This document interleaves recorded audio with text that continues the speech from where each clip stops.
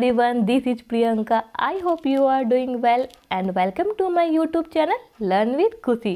आज मैं यूनिट 2 के अंतर्गत हिंदी साहित्य का इतिहास और गद्य विधाय में हिंदी साहित्य के इतिहास लेखन की जो 4 पद्धतियाँ हैं, जिसमें वर्णानुक्रम पद्धति, कालानुक्रम पद्धति, वैज्ञानिक पद्धति तथा विधेयवादी पद्धति के लिए वीडियो लेके आई हूँ।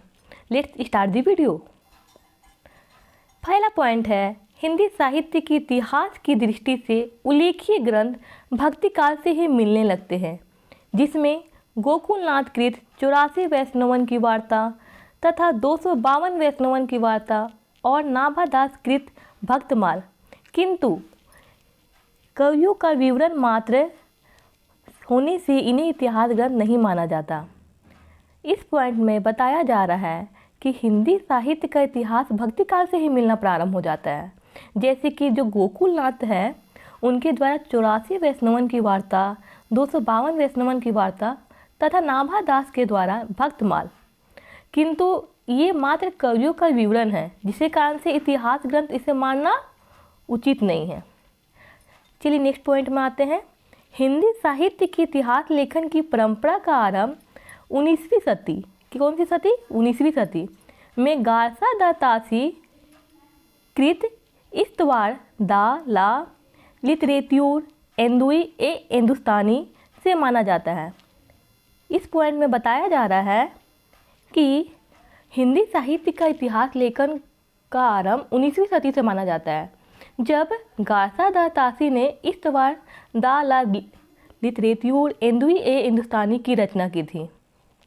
आइए अब हम जो हिंदी साहित्य के इतिहास लेखन की जो 4 पद्धतियाँ हैं, उसके बारे में अध्ययन करते हैं। पहला है वर्णानुक्रम पद्धति।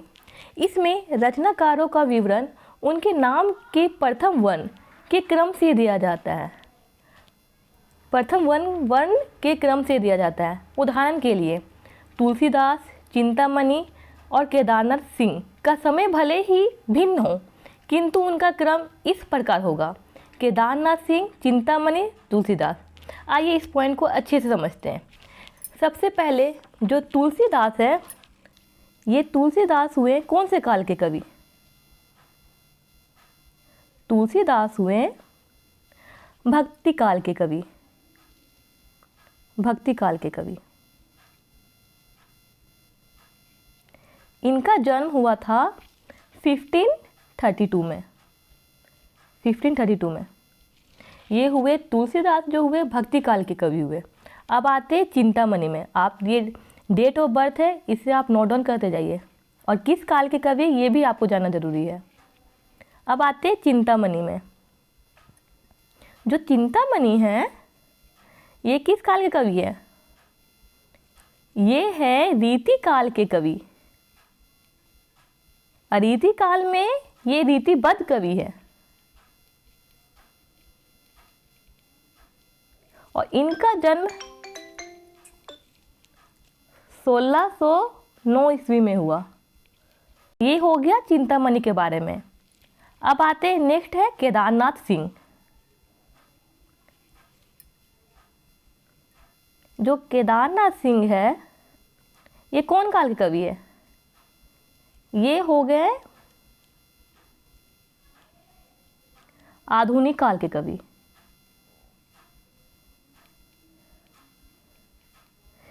ये तार सप्तक के जो तीसरे सप्तक हुए, इसके भी कवि है, और जो तीसरा सप्तक 1959 ईस्वी में हुआ था। ये एक्सटर्नल इंफॉर्मेशन है, आप इसे चाहे तो नोट डाउन भी कर सकते हैं। और इनका डेट ऑफ बर्थ है 1934। आप तीनों का डेट ऑफ बर्थ देख लीजिए। जैसे पहले हो गए तुलसी, इनका डेट ऑफ बर्थ हो गया 1532। फिर आगे चिंतामणि, मैं एक ही वर्ड लिख रही हूँ, इसका हो गया 1609। फिर आगे केदारनाथ सिंह, इनका डेट ऑफ बर्थ हो गया 1934। ये इनका एक्चुअल डेट ऑफ बर्थ हुआ। बट इस पद्धति के अनुसार इसमें वन के हिसाब से, वन में क्या आ रहे हैं? का पहले आ रहे हैं, तो केदारनाथ सिंह पहले हो गए, फिर 4 है, फिर चिंतामणि हो गए, फिर तार है 1532, फिर ये तुलसीदास हो गए। इस हिसाब से तो ये इस प्रकार की, ये तो उल्टा ही जा रहा है, तो ये तो बिल्कुल गलत है। मतलब आधुनिक काल के कवि को पहले पढ़ा जा रहा है, भक्ति काल के बाद को पढ़ा जाता है, ये तो बिल्कुल ही गलत है। इसे ऐतिहासिक दृष्टि से असंगत माना जाता है, क्योंकि यह इतिहास लेखन नहीं, शब्दकोश लेखन की तरह होती है। मीन्स ये एक तरह का डिक्शनरी मात्र हो जाते हैं, ये इतिहास लेखन की तरह नहीं हो जाता है, ये शब्दकोश लेखन की तरह होती है, इसलिए इसे ऐतिहासिक दृष्टि से असंगत माना गया है। फिर आते हैं, इसमें 2 लेखक हैं, जैसे गारसा दत्तासी और शिव सिंह सेंगर, इसका प्रयोग किया है। इस पूरे स्लाइड से क्वेश्चन आ जा सकता है कि कौन से कवि या रचनाकार वर्णानुक्रम पद्धति का उपयोग किए हैं। ऑप्शन में 4 ऑप्शन दे सकते हैं, उसमें से गारसा दत्तासी, शिव सिंह सेंगर और भी बहुत सारे हो सकते हैं। फिर A, B, C इस टाइप का क्वेश्चन आ सकते हैं, तो आप ये दोनों का नाम याद कर लीजिए। अब आते हैं नेक्स्ट स्लाइड में। अब आए कालानुक्रम पद्धति में, अब इसे पढ़ते हैं। इसमें रचनाकारों का विवरण उनके काल यानी समय के क्रम से दिया जाता है, जैसे रचनाकार की जन्म तिथि को आधार बनाया जाता है। इसमें क्या किया जाता है, रचनाकार की जन्म तिथि को आधार बनाया जाता है। नेक्स्ट पॉइंट है, इतिहास लेखन की दृष्टि से इसे भी अधूरा समझा जाता है, क्योंकि इस पद्धति से लिखे ग्रंथ भी वर्णानुक्रम पद्धति की तरह कवि वृत्त संग्रह मात्र होते हैं। ये देखिए, ये वर्ड भी इम्पोर्टेंट है। और इस कालानुक्रम पद्धति का उपयोग जॉर्ज ग्रियर्सन और मिश्र बंधुओं ने किया है। यद्यपि ग्रियर्सन में विधेयवादी पद्धति के कुछ आरंभिक सूत्र भी मिलने लगते हैं।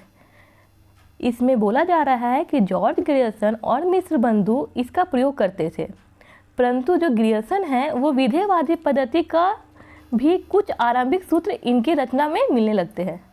इसमें क्या क्या इम्पोर्टेंट है इस स्लाइड में कि कालानुक्रम पद्धति में रचनाकार की जन्म तिथि को आधार बनाया जाता है, जो किस डेट में वो जन्म लिए हैं उस हिसाब से इस पद्धति में सारे को रखा जाता है काल के हिसाब से। परंतु ये वर्णानुक्रम पद्धति की तरह ही कवि वृत्त संग्रह है, और इसके 2 कवि हो गए, जॉर्ज ग्रियर्सन और मिश्र बंधु। अब ये दोनों रचनाकार का नाम याद कर सकते हैं। जल्दी आते हैं नेक्स्ट स्लाइड में।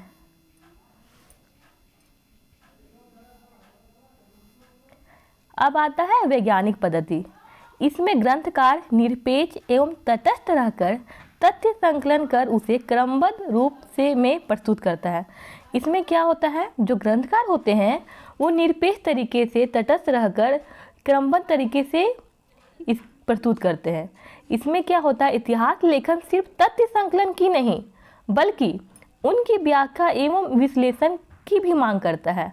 अतः इस पद्धति को भी अपरिपक्व माना जाता है। मीन्स इस वैज्ञानिक पद्धति में क्या हुआ कि जो ग्रंथकार हुए वो निरपेक्ष एवं तटस्थ रहकर तथ्य को संकलन करके उसको क्रमबद्ध रूप में प्रस्तुत करने लगे। परंतु अगर इतिहास लेकर मात्र तथ्य संकलन नहीं है, इसमें जो व्याख्या हुए या उसका विश्लेषण हुए उसका ये मांग करते हैं। इस प्रकार से यह पद्धति भी अपरिपक्व मानी जाती है। अब आते हैं नेक्स्ट पद्धति में जो काफ़ी इम्पोर्टेंट है। अब आ गया विधेयवादी पद्धति, जो बहुत ही इम्पोर्टेंट है, जिसमें इसका पहला पॉइंट है, फ्रेंच विद्वान तेन ने इसे सुव्यवस्थित सिद्धांत के रूप में स्थापित किया। किन्होंने स्थापित किया? तेन ने स्थापित किया। तेन ने इस पद्धति को 3 शब्दों के माध्यम से स्पष्ट किया। जो तेन थे इन्होंने इस पद्धति को 3 शब्द के माध्यम से स्पष्ट किया। कौन कौन से वो 3 शब्द हैं? एक है जाति, दूसरा है वातावरण एंड तीसरा है क्षण विशेष। फिर इस पद्धति के अनुसार किसी भी साहित्य के इतिहास को समझने के लिए उससे संबंधित जातीय परंपराओं, राष्ट्रीय और सामाजिक वातावरण एवं सामयिक परिस्थितियों का अध्ययन विश्लेषण आवश्यक है। जो विधेयवादी पद्धति है इसमें किसी भी साहित्य के इतिहास को हम समझने के लिए उसकी जातीय परंपरा, क्या क्या है, जातीय परंपरा, राष्ट्रीय एवं सामाजिक वातावरण, मतलब उस काल में क्या उसका राष्ट्रीय और सामाजिक वातावरण है, क्या उसके सामयिक परिस्थिति है, इसको इस पद्धति में शामिल किया गया। इसे इतिहास लेखन की व्यापक, स्पष्ट एवं विकसित पद्धति माना गया है। इस जो विधेयवादी पद्धति है वो जितने भी पढ़े, वर्णानुक्रम पद्धति, कालानुक्रम पद्धति, वैज्ञानिक पद्धति, ये तीनों पद्धतियाँ जो थी अपरिपक्व थी, परंतु जो विधेयवादी पद्धति है ये व्यापक, स्पष्ट एवं विकसित पद्धति माना गया है।